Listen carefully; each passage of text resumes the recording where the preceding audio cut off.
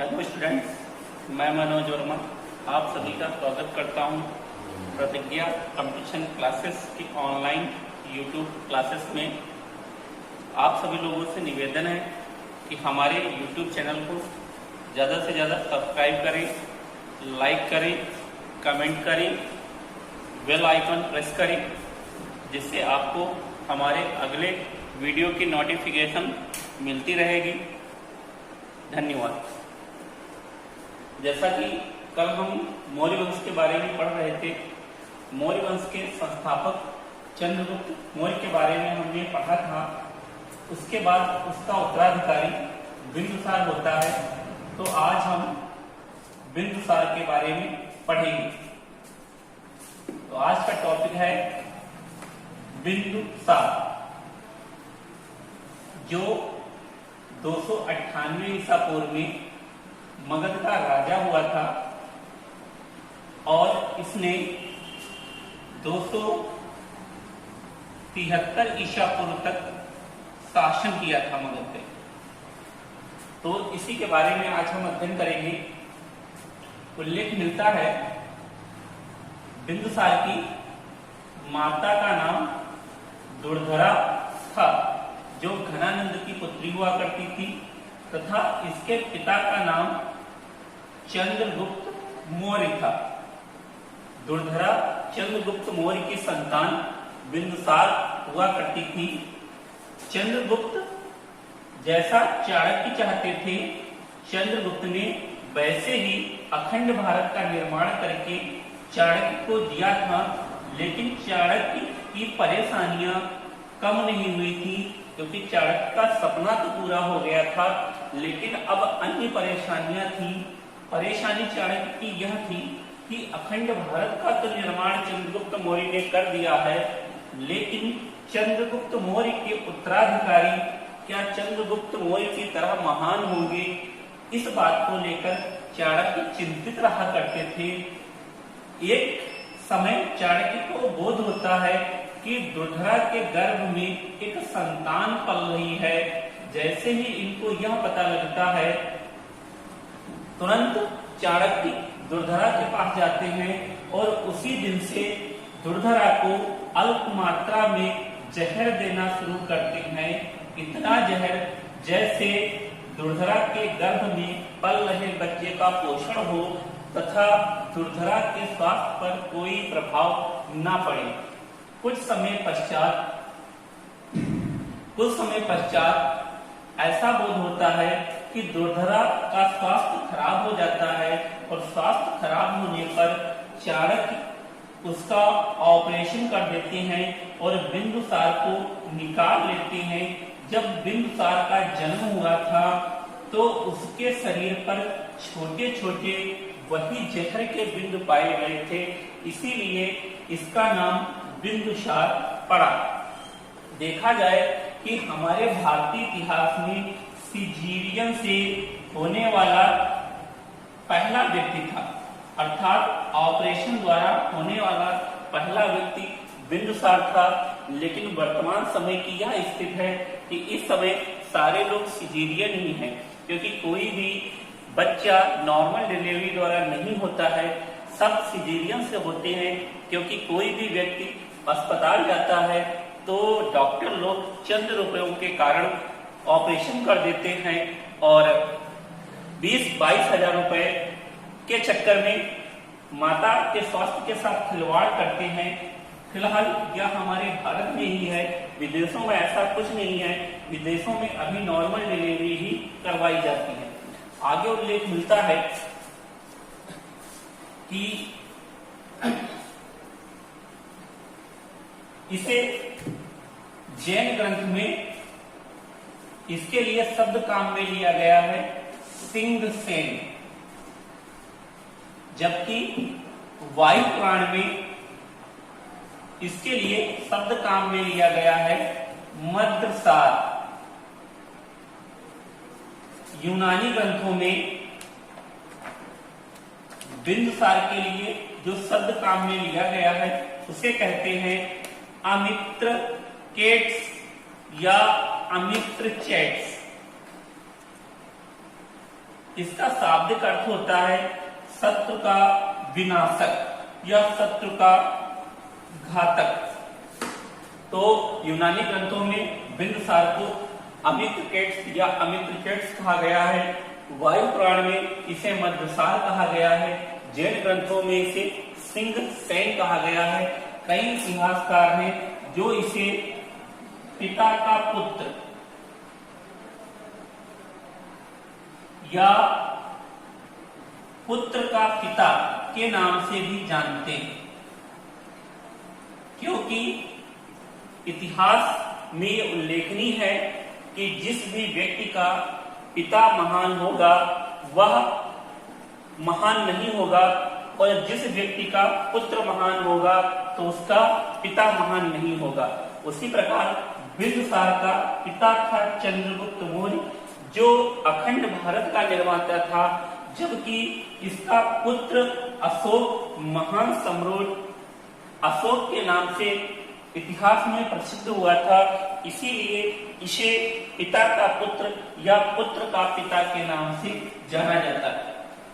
अगर आगे बात करें बिंदुसार के बारे में तो ध्यान देना कि बिंदुसार के समय सीरिया का नरेश एंटियोकस प्रथम था। सीरिया का नरेश था एंटियोकस प्रथम।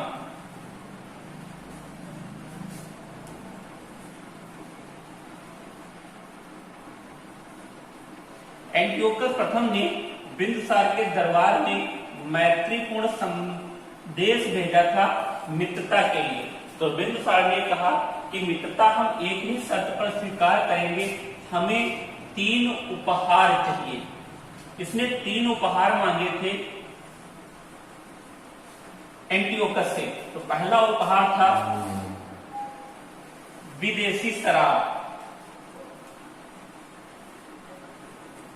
दूसरा उपहार था सूखे अंजीर, और तीसरा उपहार था एक दार्शनिक।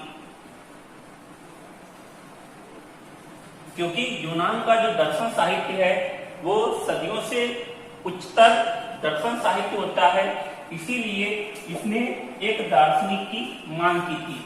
अगर देखा जाए जो सीरिया की शराब थी वो विश्व प्रसिद्ध शराब थी, अर्थात इस शराब को कहा जाता था अंगूरी शराब, अंगूरों से निर्मित होती थी।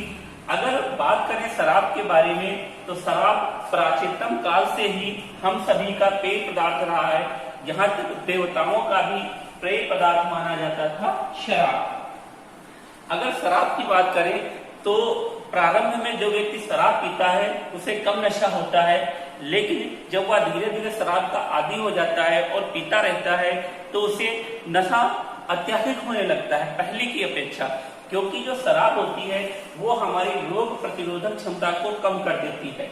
तो प्रारंभ में जब व्यक्ति पीता है तो उसे इतना नशा नहीं होता है, ठीक, वो कंट्रोल कर लेता है, लोग जान नहीं पाते हैं कि इसने शराब पी रखी है।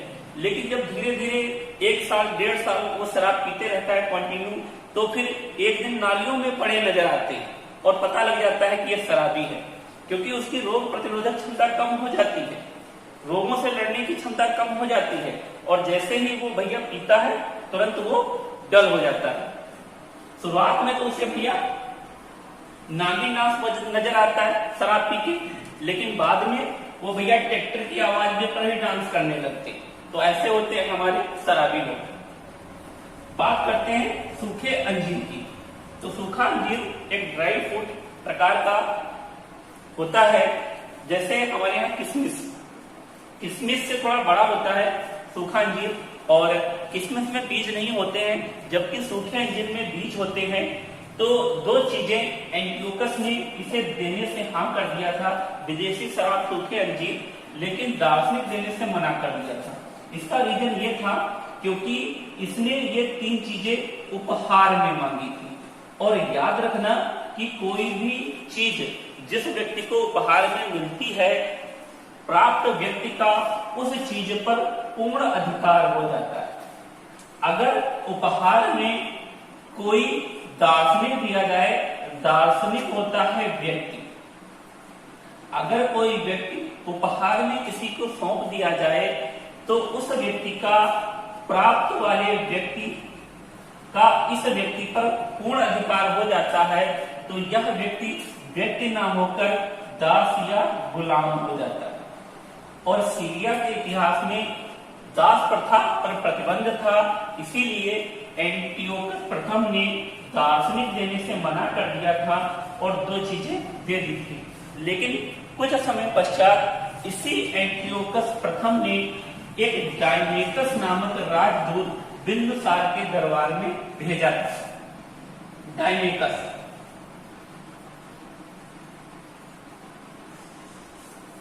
तो इसी डायमेकस को मेगास्थनीज का उत्तराधिकारी माना जाता है, क्योंकि मेगास्थनीज बिंदुसार के पिता चंद्रगुप्त मौर्य के दरबार में आया था, जबकि डायमेकस बिंदुसार के दरबार में आया था। इसीलिए डायमेकस को मेगास्थनीज का उत्तराधिकारी माना जाता है। एक इतिहासकार है प्लिनी। इतिहासकार प्लिनी के अनुसार इस समय मिस्र का राजा टॉलमी फिलाडेल्फस था।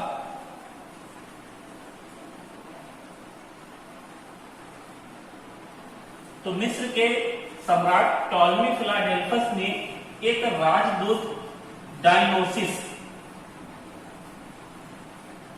नामक बिंदुसार के दरबार में भेजा था।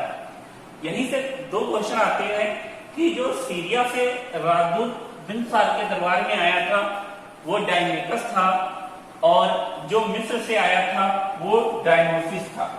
दोनों के नाम मिलते जुलते हैं, एग्जामिनर कंफ्यूज करता है।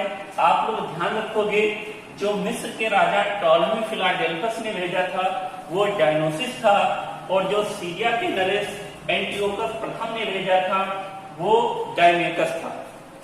आगे अगर बात करें तो आगे उल्लेख मिलता है कि इसी बिंदुसार का जो प्रधानमंत्री हुआ करता था वो चाणक्य था। चाणक्य प्रारंभ में बिंदुसार का भी प्रधानमंत्री हुआ करता था, लेकिन चाणक्य और बिंदुसार की बनती नहीं थी। रीजन ये था कि जब बिंदुसार को पता लगा कि उसकी माता की मौत का कारण स्वयं चाणक्य है, तो चाणक्य को इसने प्रधानमंत्री पद से हटाते हुए राधा गुप्त को अपना प्रधानमंत्री नियुक्त कर दिया था। आगे उल्लेख मिलता है कि भविष्य में चाणक्य ने एक रचना की थी जिसका नाम था अर्थशास्त्र। तो अर्थशास्त्र की रचना चाणक्य ने इसलिए की थी कि चंद्रगुप्त मौर्य तो एक महान शासक था, उसने अखंड भारत का निर्माण कर दिया, लेकिन क्या उसके उत्तराधिकारी चंद्रगुप्त मौर्य की तरह शासन चला पाएंगे? इसीलिए इसने अर्थशास्त्र की रचना की थी कि जितने भी चंद्रगुप्त मौर्य के उत्तराधिकारी होंगे वो इसी पुस्तक के आधार पर अपना शासन चलाएंगे। इस पुस्तक का नाम अर्थशास्त्र है। जैसा नाम है वैसा कुछ नहीं है। यह पुस्तक इकोनॉमिक्स से बिलोंग नहीं करती है। यह पुस्तक राजनीति पर आधारित है। राजनीति पर आधारित पुस्तक है अर्थशास्त्र। उस समय राजनीति जो विषय था वो स्वतंत्र विषय नहीं होकर अर्थशास्त्र के अंतर्गत ही आता था। इसी राजनीति को स्वतंत्र विषय में पढ़ने का अधिकार जाता है मैकियावेली को। मैकियावेली ने रचना की थी द प्रिंस। यह इतिहास विषय पर आधारित पहली पुस्तक थी, इसीलिए चाणक्य को भारत का मैकियावेली कहा जाता है तथा अर्थशास्त्र की तुलना द प्रिंस से की जाती है। आगे उल्लेख मिलता है कि इसी अर्थशास्त्र में चाणक्य ने लिखा था स्त्री जो होती है वो मात्र संतान पैदा करने के लिए होती है, और इसीलिए बिंदुसार ने लगभग 16 शादियां की थी, और इन्हीं 16 शादियों से 16 रानियों से लगभग इसे 100 पुत्र से लेकर 102 पुत्र तक उत्पन्न हुए थे। अगर इसका रेशियो देखा जाए तो लगभग 16 छक्का 96, अर्थात एक पत्नी की 6 संतान। कह सकते हो कि बिंदुसार भली भांति धृतराष्ट्र से परिचित थे, अर्थात महाभारत से परिचित थे। इनका हम लोगों का मानना है हम दो हमारे दो, लेकिन बिंदुसार का मानना था हम दो हमारे 100। आगे उल्लेख मिलता है कि बिंदुसार के अंतिम समय में तक्षशिला में विद्रोह शुरू हो गया था। इस विद्रोह को दबाने के लिए बिंदुसार ने अपने सबसे योग्य पुत्र अशोक को तक्षशिला भेजा। अशोक विद्रोह दबाने में कामयाब होता है। इसके उपरांत अशोक को ये अवंती का राज्यपाल बना देते हैं। अवंती वर्तमान समय में इसी को उज्जैन कहा जाता है। तो यहीं से क्वेश्चन आता है कि सबसे पहले अशोक कहाँ का राज्यपाल बना था, तो ऑप्शन में तक्षशिला होता है। अगर तक्षशिला ना हो तो आप उज्जैन को भी लगा सकते हो। और जब अशोक राजा बना था तो वो अवंती का राज्यपाल था। ध्यान रखना, दोबारा तक्षशिला में विद्रोह होता है। इस बार बिंदुसार सबसे बड़े पुत्र सुसीम को तक्षशिला भेजते हैं, लेकिन सुसीम विद्रोह को दबाने में नाकामयाब होता है। आगे उल्लेख मिलता है कि बिंदुसार की 273 ईसा पूर्व में मृत्यु हो जाती है। इसकी मृत्यु के इसकी 273 ईसा पूर्व में मृत्यु हो जाती है। इसकी मृत्यु के पश्चात इसके 100 पुत्रों में शुरू होता है ग्रह युद्ध।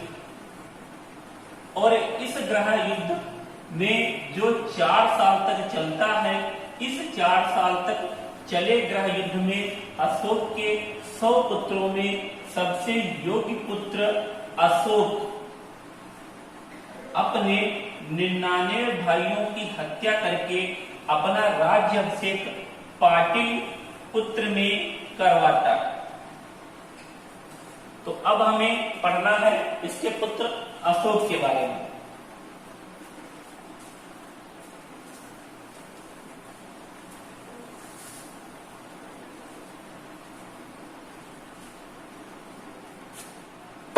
तो ध्यान दीजिए, अशोक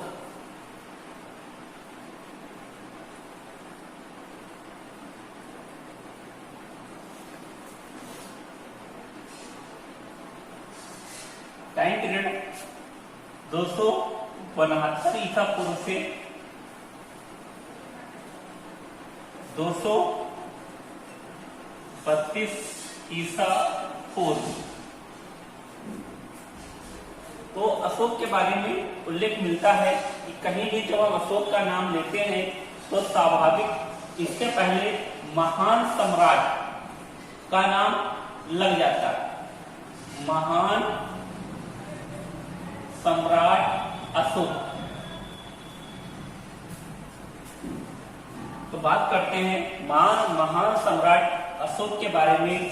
अभी हमने बताया है कि इसके पिता बिंदुसार की मृत्यु 273 ईसा पूर्व में हो जाती है और इसके पिता की मृत्यु के पश्चात इसके भाइयों की संख्या थी 100। और आपको पता है कि राजतंत्र में जो सबसे बड़ा पुत्र होता है उसी का अधिकार होता है, अगर वह चाहे तो उस राज्य में से अपने भाइयों को कुछ दे या ना दे। लेकिन यहाँ ऐसा नहीं हुआ था। बिंदुसार की मृत्यु के पश्चात उसके 100 पुत्रों में प्रारंभ होता है ग्रह युद्ध। और यह ग्रह युद्ध 4 साल तक चलता है। और इस 4 साल में चले ग्रह युद्ध में अशोक अपने 99 भाइयों की हत्या करके 272 ईसा पूर्व में अपना राज्याभिषेक करता है पाटिल पुत्र में। तो आप लोगों को ज्ञात होगा कि अशोक ने अपने 99 भाइयों की हत्या कर दी। और जो व्यक्ति अपने 99 भाइयों की हत्या करके गद्दी पर बैठेगा वो महान कैसे हुआ? तो इसका एक ही कारण है कि तब से लगा के अब तक प्रजा के नैतिक उत्थान के लिए जितने कार्य अशोक ने किए थे उतने कार्य आज तक इतिहास में किसी राजा ने नहीं किए।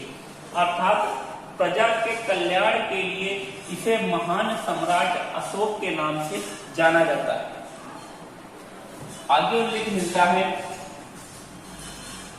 कि अशोक ने अपने राज्य अभिषेक के 8वें वर्ष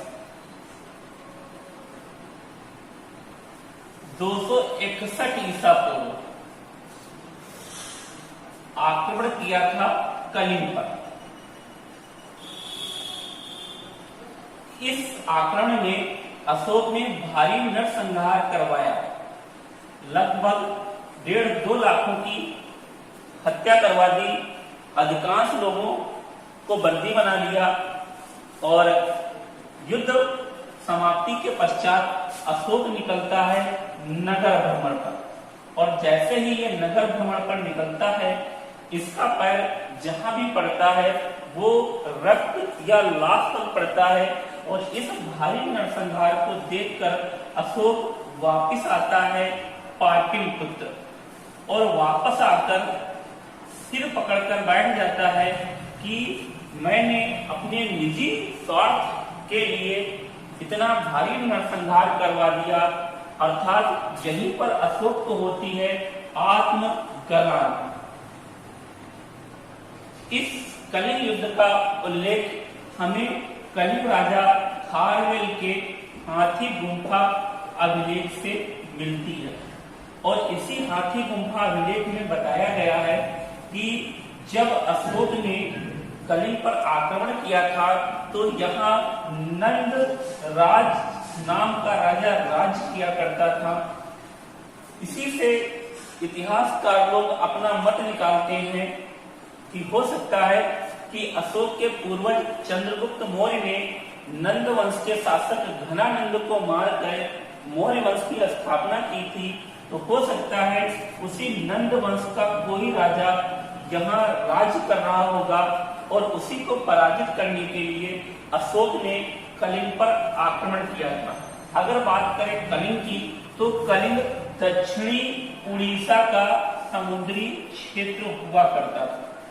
दक्षिणी उड़ीसा का क्षेत्र था, समुद्री सीमाएं मिलती थी। तो अधिकांश इतिहासकारों ने यह बताया है कि अशोक ने अपनी समुद्री सीमा मजबूत करने के लिए कलिंग पर आक्रमण किया था। जबकि हमारे अर्थशास्त्र के रचयिता चाणक्य जी बोलते हैं कि यह जो कलिंग क्षेत्र है यह जंगली क्षेत्र हुआ करता था और इस जंगली क्षेत्र में मिलते थे एशिया में सबसे प्रसिद्ध हाथी। क्योंकि इस क्षेत्र में जो हाथी पाए जाते थे वो एशिया के सबसे प्रसिद्ध थे और इन्हीं हाथियों को प्राप्त करने के लिए अशोक ने आक्रमण किया था 261 ईसा पूर्व में कलिंग पर। तो यहाँ आक्रमण के कई उल्लेख मिलते हैं, कई साक्ष्य मिलते हैं। आगे उल्लेख मिलता है कि अशोक ने अपने निजी स्वार्थवश कलिंग पर आक्रमण किया, भारी नरसंहार करवाया और उससे अशोक द्रवित हो जाता है और यहीं से अशोक अपना हिंसा का मार्ग त्याग कर अहिंसा का मार्ग धारण करता है और प्रतिज्ञा लेता है कि हम कभी भी शस्त्र नहीं उठाएंगे। अगर देखा जाए कि भारतीय इतिहास में पहला राजा था जिसने राजतंत्र में अहिंसा का मार्ग अपनाया था और आज इसी अशोक को बात याद आती है मोंगली पुत्र तिस की।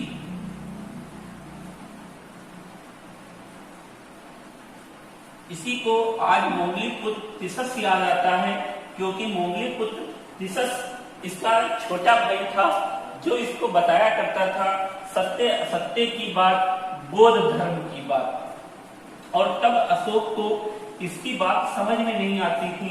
आज इसे आत्मग्लानि होती है, बौद्ध धर्म की बात समझ में आती है और तभी अशोक एक बौद्ध ग्रंथ है जिसका नाम है दिव्यावदान। तो दिव्यावदान में बताया गया है कि अशोक ने उपगुप्त नामक बौद्ध भिक्षुक से बौद्ध धर्म की दीक्षा लेकर बौद्ध धर्म धारण किया था। जबकि अन्य बौद्ध ग्रंथ हैं, एक और बौद्ध ग्रंथ है राहुलोवास्याम।